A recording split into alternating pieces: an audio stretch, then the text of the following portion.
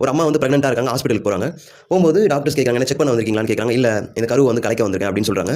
"என்னாச்சு? ஏன் கலைக்கிறீங்க? உங்களுக்கு மேரேஜ் எதனா ஆவலையா?" அப்படின்னு கேட்குறாங்க. "இல்ல, மேரேஜ் ஆயிடுச்சு. 3 குழந்தைங்க இருக்காங்க. அவங்களுக்கே சாப்பாடு போட முடியல. ரொம்ப பாவர்ட்டில இருக்கோம் நாங்க. ரொம்ப வறுமையில இருக்கோம். இந்த குழந்தை வெளிய வந்தா, இதுக்கு எங்களால ஒழுங்கா பார்த்துக்க முடியாது. ஸோ இந்த குழந்தைக்கு கஷ்டம் குடுக்குற மாரி ஆயிடும்" அப்படின்னு சொல்லிட்டு அந்த அம்மா சொல்றாங்க.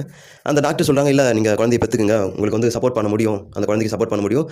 நீங்க தைரியமா இருங்க" அப்படின்னு சொல்றாங்க. அவங்க ஹஸ்பண்டும் வந்து, "சரி பெத்துக்கோ. நம்மளால சப்போர்ட் பண்ண முடியும். நம்ம கஷ்டப்பட்டு எப்படியாச்சும் வளர்த்துடலாம்" அப்படின்னு அவங்க ஹஸ்பண்டும் சொல்றாங்க. இந்த அம்மா கத்தோலிக்க அந்த மூவ்மெண்ட்ல இருக்காங்க. ஸோ அது ஒரு காட் குடுத்த கிஃப்ட்டா நெனச்சுட்டு சொல்லி குழந்தைய பெத்துக்கிறாங்க. பிப்ரவரி 5 1985ல அந்த குழந்தை பொறக்குது. அந்த குழந்தை பொறந்த 36 வருஷத்துக்கு அப்புறம் ஒரு பிரஸ் மீட்ல 2 கொக்கோ கோலா பாட்டில் இருக்கு. அத ஓரம் தள்ளி வச்சுட்டு ஒரு வாட்டர் பாட்டில் வைக்கிறாருங்க. சொல்லாம சொல்றாரு, "கொக்கோ கோலா குடிக்காதீங்க. தண்ணி குடிங்கன்னு" சொல்லிட்டு சொல்லாம சொல்றாரு. அந்த ஒரு சின்ன ஆக்ட்க்கு அப்புறம் 29,000 வந்து லாஸ் ஆயிருக்கு அந்த சீசன்ல. அப்போ எவ்வளோ பவர்ஃபுல்லா அந்த மேன் இருந்திருந்தா இந்த மாரி நடந்திருக்கும். கிறிஸ்டியானோ ரொனால்டோ போர்ச்சுகீஸ் ஐலேண்ட்ல ஒரு சின்ன கிராமத்துல வந்து ஒரு சின்ன ஃபேமிலில, சின்ன வீட்ல மிடில் கிளாஸ்ன்னு சொல்ல முடியாது. ரொம்பவே பாவர்ட்டில தான் வந்து வளர்ந்துட்டு வந்துட்டு இருக்காரு. சாப்பாட்டுக்கே ரொம்ப கஷ்டம். அப்ப வந்து இந்த கார்டனிங் ஒர்க்லாம் பண்ணிட்டு இருக்காரு. தினக்கூலி